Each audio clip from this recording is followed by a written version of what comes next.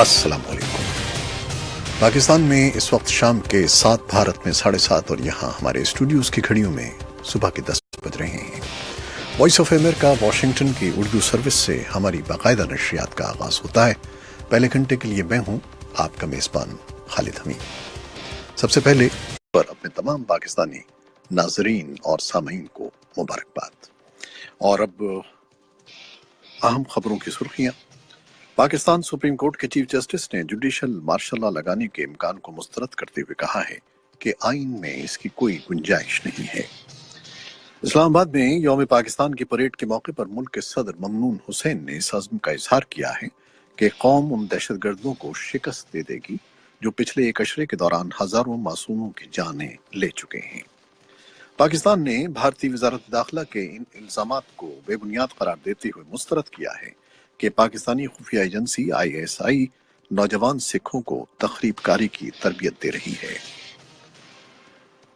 और अमेरिका की जानिब से दरामदात पर महसूल में इजाफे के एक रोज बाद चीन ने जवाबी इक़दाम के तौर पर बाज़ अमरीकी अशिया की दरामद पर महसूलात में इजाफा कर दिया है।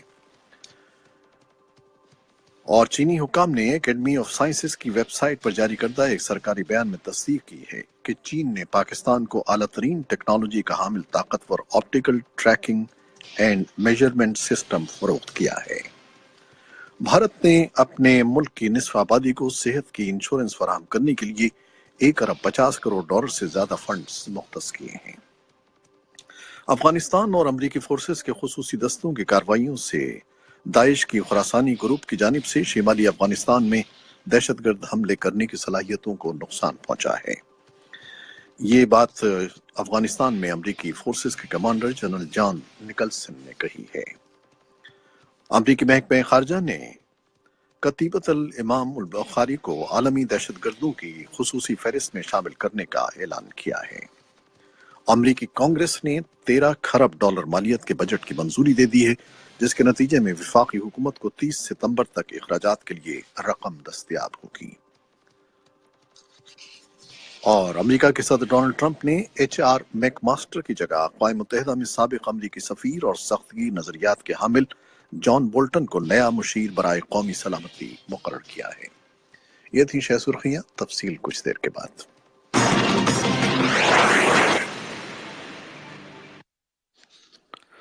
और जैसा कि हमने आपको खबर दी थी कि पाकिस्तान सुप्रीम कोर्ट के चीफ जस्टिस ने जुडिशल मार्शल लॉ लगाने के इम्कान को मुस्तरद किया है और कहा है कि आइन में इसकी कोई गुंजाइश नहीं है। हाल ही में एक सियासतदान ने इंतखाबात से कबल जुडिशल मार्शल लॉ नाफिज करने का मुतालबा किया था। इस पर तफसीलन बात करने के लिए हम चलते हैं इस्लामाबाद, जहां हमारे नुमाइंदे हैं मोहम्मद इश्तियाक। जी इश्तियाक।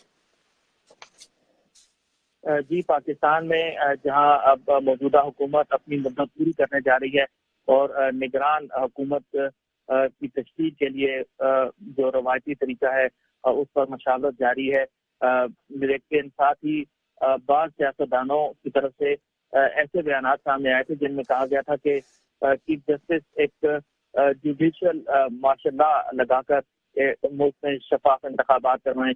ये बयान अवामी मुस्लिम लीग के सरबराह शेख रशीद ने दिया था, लेकिन जब उन पर तनकीद हुई तो बाद में उन्होंने इसकी वजाहत कुछ यूं की कि वो ये कहना चाहते थे कि चीफ जस्टिस एक निगरान वजीर आजम नामजद करें और निगरान हुकूमत उन्हीं के ज़ेरे असर काम करे ताकि इंतखाबात शफाफ हो सकें।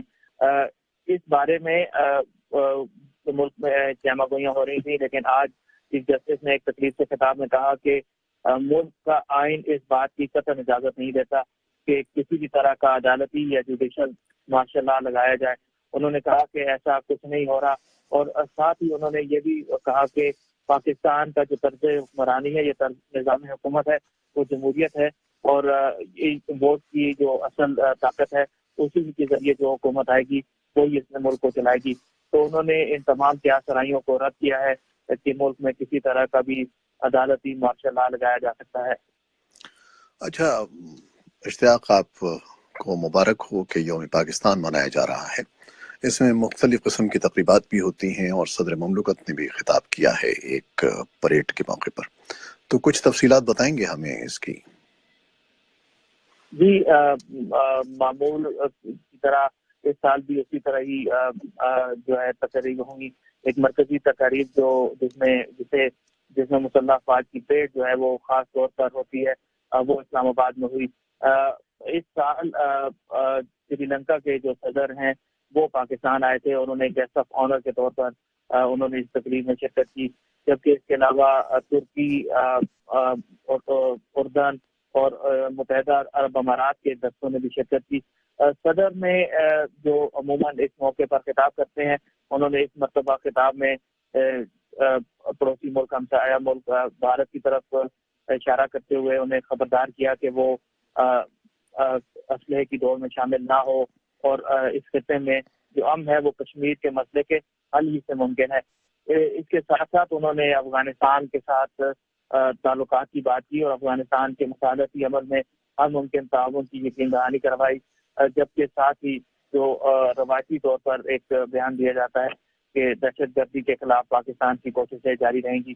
تو یہ تقریب آج صبح ہوئی۔ اس موقع پر سیکیورٹی کے انتہائی سخت انتظامات تھے۔